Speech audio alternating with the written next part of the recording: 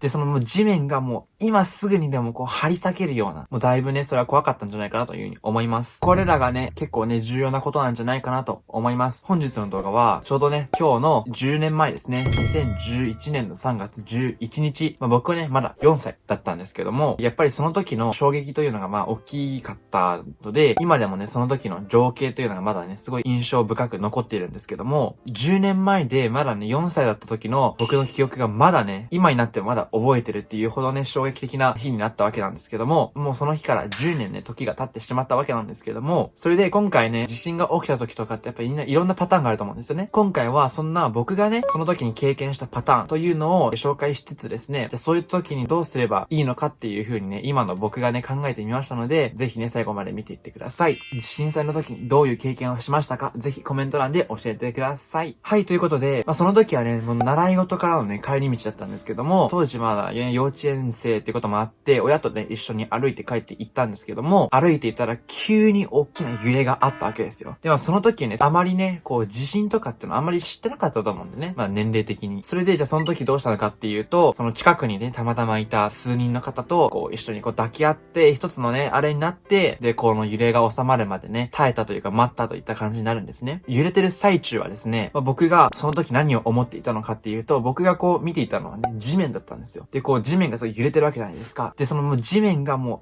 今すぐにでもこう張り裂けるような、もう張り裂けて、ビリビリーってこう亀裂が入るんじゃないかっていう風にね、その時思ってたんですよ、本当に。結局ね、亀裂は入んなかったんだけどね。で、しかも周りを見てみると、車とかめっちゃこう、ガンガン揺れてるし、でさらにはね、その近くにあった古い家ですね、古民家とかなんかもうギシギシこう言って揺れてるわけなんですよね。で、僕がいたところはね、震度4か震度5ぐらいのだったので、そこまで、東北地方みたいに震度6とか震度7ほどの被害はなかったんですけども、多分その時からすれば、もうだいぶね、それは怖かったんじゃないかなというふうに思います。前もね、バレンタインの時のね、夜に、地震起きましたけれども、あの時もね、震度自体は同じぐらいで震度4とか震度5だったんですけども、同じ震度にしてはその時はね、だいぶ落ち着いてましたね。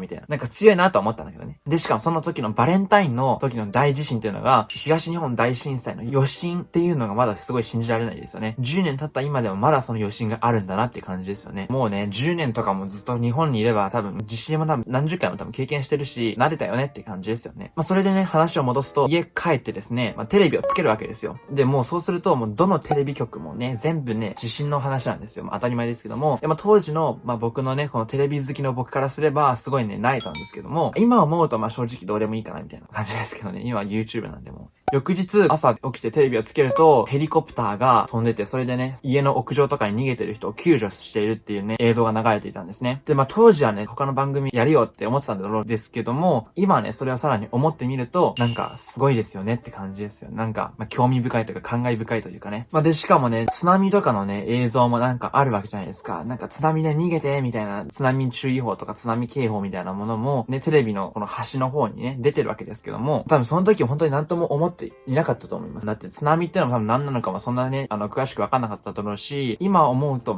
だいぶすごいですよね。その津波でね、その時の僕の未熟さというかね、って感じですよね。多分その時に津波っていう存在をしたんじゃないかなって思いますね。ということで、以上のことがね、その時の当時の僕のね、情景のね、記憶なんですけども、これがね、記憶に残っていることなんですよね。で、他にもね、記憶に残っていないもの、例えばですね、家で何があったのかとか、家族がどうしてたのかとかってのは本当に全く覚えてないんですけども、ってな感じで、やっぱりこういう風にね、何が起きてもわからないし、どこで何が起きても正直不思議ではないっていう感じですよね。なので、その時にじゃあ何をすればいいのかっていうのを今回はね、一緒に考えていきたいと思います。で、今回僕の場合は、前は外にいたんですよね。で、周りの環境としましては、例えば周りには駐車場があって、そこまで広くないんですけども、何台かな、8台とかが止まれるぐらいのね、スペースがある駐車場だったんですけども、そこの近くでね、抱き合って、地震がね、揺れが収まるのを待ってたって感じなんですけども、で、この広い駐車場にたまたまいたっていうのが良かったと思います。周りに電柱とか色々あったんですけども、幸いね、倒れてきませんでしたというような感じで、外にいる場合はですね、必